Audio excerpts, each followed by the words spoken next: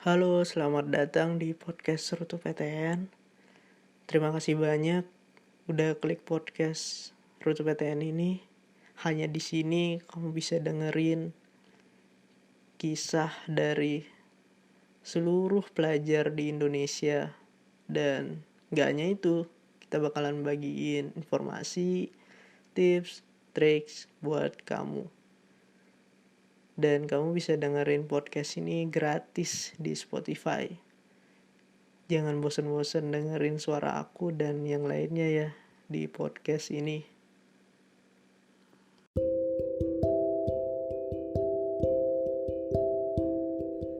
Halo teman-teman, balik lagi sama aku Odi. Dan seperti biasa, aku bakal bagiin tips-tips dan informasi menarik buat teman-teman semua. Nah, di episode kali ini aku mau bahas gimana sih caranya mudah lolos ujian mandiri. Setelah berdoa dan berusaha mengerahkan semuanya di SNMPTN ataupun UTBK dan SBMPTN, gak ada salahnya jika mencoba ujian mandiri yang ada di perguruan tinggi negeri. Bukan tanpa sebab, ketatnya ujian ini gak separah SNMPTN maupun SBMPTN. Jika memang ingin mencoba peluangnya lebih banyak, bisa mendaftarkan diri untuk ikut ujian mandiri. Walau punya saingan yang gak sebanyak SNMPTN dan SBMPTN, kamu juga harus memperhatikan setiap detail ujian mandiri ini. Semuanya bisa kamu maksimalkan ketika ingin dan berniat. Pastikan kamu mengambil langkah yang tepat untuk jurusan dan pekerjaan yang ditekuni dengan baik dan benar. Ya, setidaknya kamu paham apa yang ingin kamu raih. Nah, gimana sih caranya supaya mudah lolos ujian mandiri?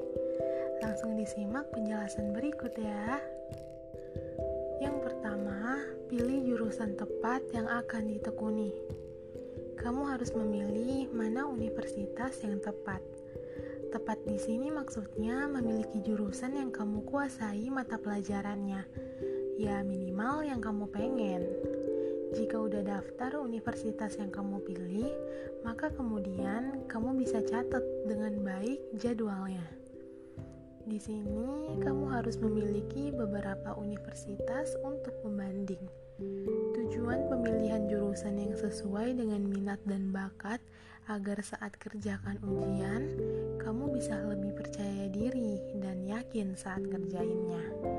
Dengan begitu, kamu punya harapan untuk bisa lolos lewat jalur mandiri.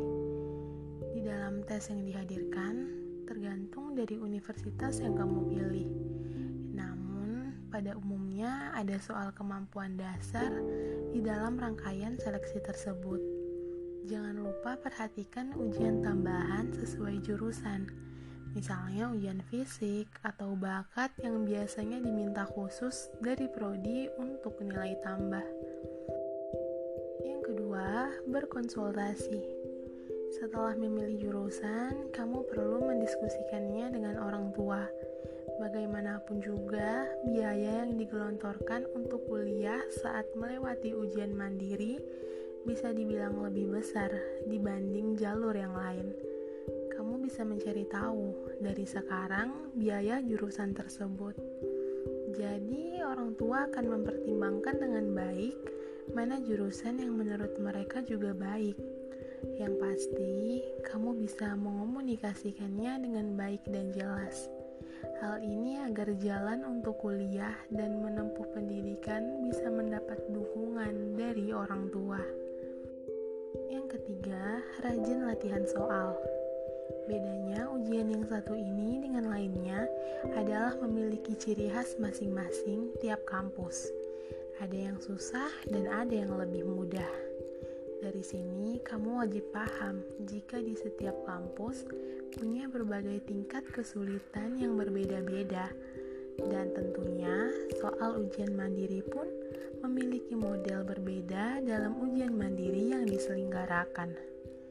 Kamu bisa banyak-banyak berlatih dari berbagai sumber, Misalnya buku latihan soal yang sudah dirancang dan cocok dengan ciri khas soal perguruan tinggi negeri tersebut. Jangan lupa untuk mempelajari jenis soal sampai dengan terkait sistem penilaiannya. Biasanya ujian mandiri akan diberikan secara umum yang gak jauh beda dari SBMPTN. Namun, kamu perlu mencari tahu lebih banyak agar makin bervariasi. Untuk latihan soal sendiri, kamu jangan lupa untuk membiasakan diri kerjakan soal mudah, kemudian yang sulit, dan pastikan sudah bisa menyelesaikan satu permasalahan soal baru, kemudian yang lainnya.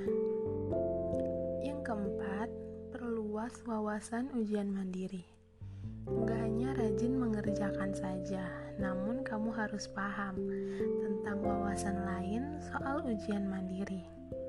Kamu perlu tahu informasi lain. Wawasan lainnya yang banyak soal seleksi yang satu ini, khususnya mengenai kampus yang kamu incar. Jika perlu, kamu tanya lebih lengkap kepada kakak angkatan mengenai jurusan dan universitas yang kamu pilih. Informasi non-formal seperti ini justru lebih banyak memberikan wawasan nantinya. Beberapa hal yang bisa kamu cari tahu, misalnya seperti komposisi mahasiswa yang diambil lewat jalur mandiri, ataupun bahkan mengenai soal yang akan keluar untuk memenuhi kuota ujian mandiri tersebut. Ya, dari situ kamu bisa lihat seberapa besar peluang untuk masuk lewat jalur mandiri di kampus yang kamu pengen. Yang kelima, persiapan siaga. Sebelum ujian mandiri, kamu harus mempersiapkan banyak hal, seperti perlengkapan alat tulis, pensil 2B, pulpen, papan ujian, penghapus, dan lain sebagainya. Jangan lupa untuk persiapkan pakaian yang telah disyaratkan. Hal ini agar kamu gak perlu gelagapan mencari tempat sebelum ujian. Dan ini membuat kamu bisa lebih tenang dan menghindari terlambat di hari ujian. Dan yang terakhir, berdoa dan minta restu orang tua. Selain beberapa hal di atas, salah satu faktor terpenting keberhasilan adalah minta doa dari orang tua. Bagaimanapun, agar setiap usaha dan keinginan tercapai juga melalui tahap yang satu ini. Kamu jangan pernah lupakan hal yang satu ini. Dengan begitu, setiap usaha yang kamu kerahkan akan diiringi dengan orang tua agar lebih mudah dan lancar. Ujian mandiri sendiri seringkali jadi salah satu pengharapan terakhir bagi banyak orang yang sangat ingin memilih perguruan tinggi negeri. Terkadang hal ini dibarengi dengan jumlah peserta yang gak sedikit. Semoga informasi yang aku berikan ini bermanfaat ya buat teman-teman semua. Semangat! Sampai jumpa di episode selanjutnya.